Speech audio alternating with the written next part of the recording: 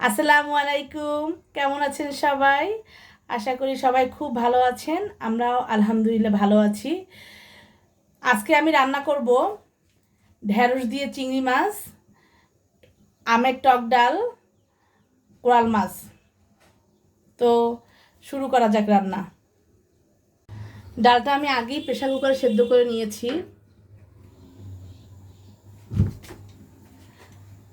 ডালের মধ্যে আমি এখন আম দিয়ে দেব।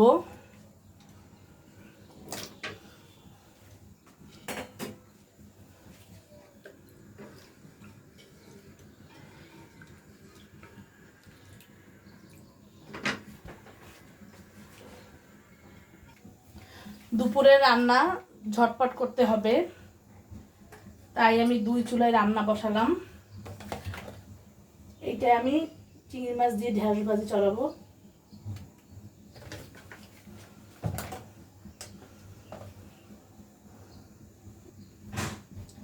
তেল গরম হয়ে গেছে, এখন আমি পেঁয়াজ দেব, কাঁচামরিচ দিব,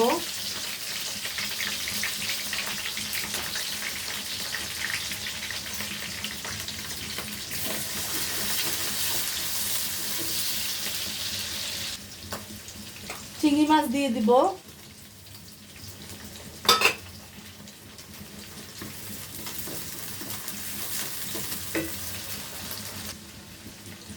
এখন আমি একটু সামান্য হলুদ দিয়ে দিব,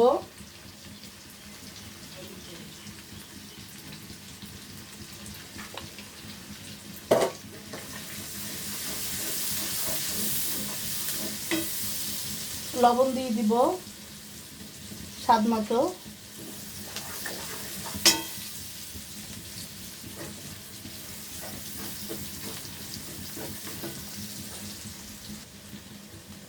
ঢেঁড়স কুচি করা সেগুলো আমি এখন দিয়ে দিব।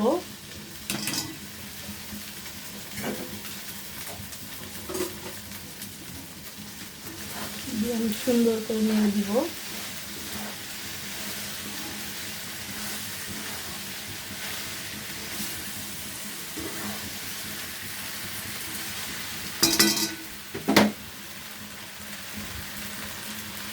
আমরা রান্না করার সময় ঢেঁড়স রান্না করার সময় কখনোই ঢেঁড়সটা আমরা ঢাকি না।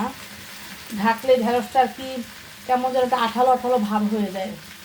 তাই রান্নার সময় আমরা ঢেঁড়স কখনোই ঢাকি না। আপনারাও ঢাকেন কি না আমি জানি না, তবে আমরা ঢাকি না।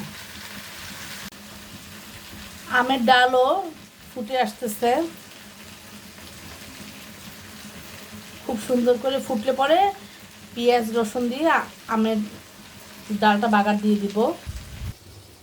চিংড়ি মাছ দিয়ে ঢেঁড়স ভাজি রান্না করা শেষ, এখন আমি তুলে নিব।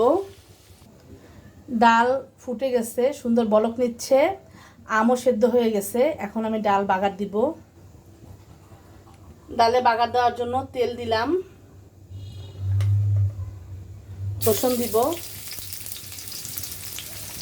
পেঁয়াজ দিব,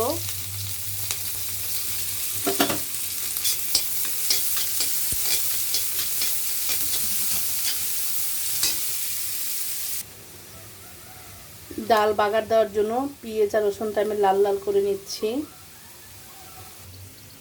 পেঁয়াজ লাল লাল হয়েছে, এখন আমি ডালের মধ্যে দিয়ে দিলাম।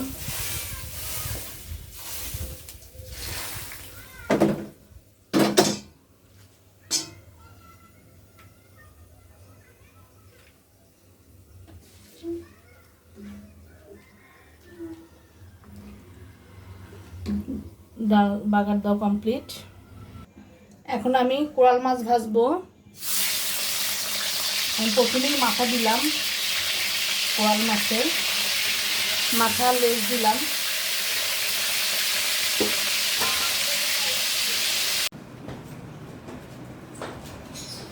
বাপ ছেলে যাচ্ছে আজকে জুম্মা নামাজ পড়তে যাচ্ছে। কোরাল মাছ ভাজা শেষ, এখন আমরা মশলা দিব। প্রথমে পেঁয়াজ দিব, পেঁয়াজ কাঁচামরিচ দিয়ে দিব,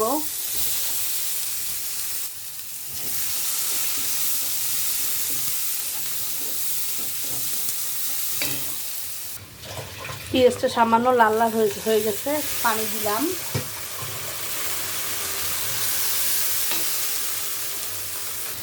সামান্য একটু আদা বাটা দিব, রসুন বাটা দিব, পেঁয়াজ বাটা দিব,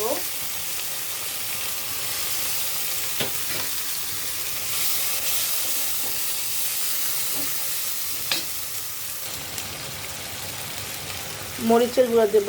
মাছ তো বড় মাছ, একটু ঝাল ঝাল হলে ভালো লাগবে খেতে, তাই একটু মরিচের গুঁড়া বেশিই দিলাম, হলুদের গুঁড়া দিলাম।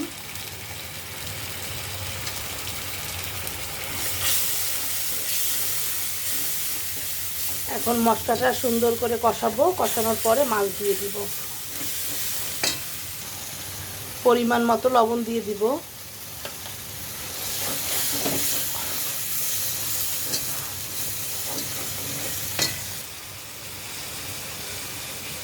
একটু জিরা বাটা দিয়ে দিব,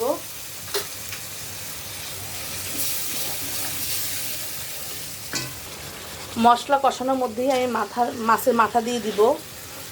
মাছের মাথা আর মশলা আমি একসাথে কষাবো, তাহলে মাছের মাথার মধ্যে সব মশলাগুলো খুব ভালো করে ঢুকবে।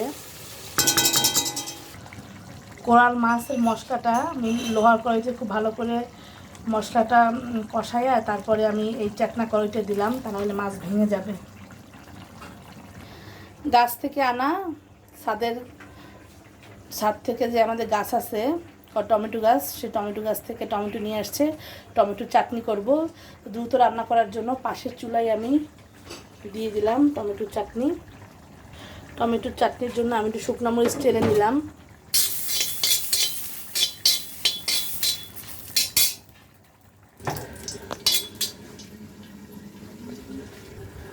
সরিষার তেল দিয়ে আমি শুকনো মরিচটা তেলে নিব। কোরাল মাছ রান্নার মাঝে আমি একটু জিরা দিয়ে দিব, তাহলে জিরার ফ্লেভারটা একদম মাছের মধ্যে সুন্দর ঢুকে যাবে। এরপর আমি ঢেকে দিলাম। আমার রান্না শেষ। কোরাল মাছ, টক ডাল, আম দিয়ে টক ডাল, ঢেঁড়স ভাজি, টমেটোর চাটনি রান্না করা শেষ। এখন আমি বাসায় কিছু কাজ আছে, কাজ শেষ করে গোসল করে নামাজ পড়ে তারপর আমরা খাওয়া দাওয়া করব। আজকের ভিডিওটা এ পর্যন্তই। ভালো থাকবেন সবাই। আল্লাহ হাফেজ।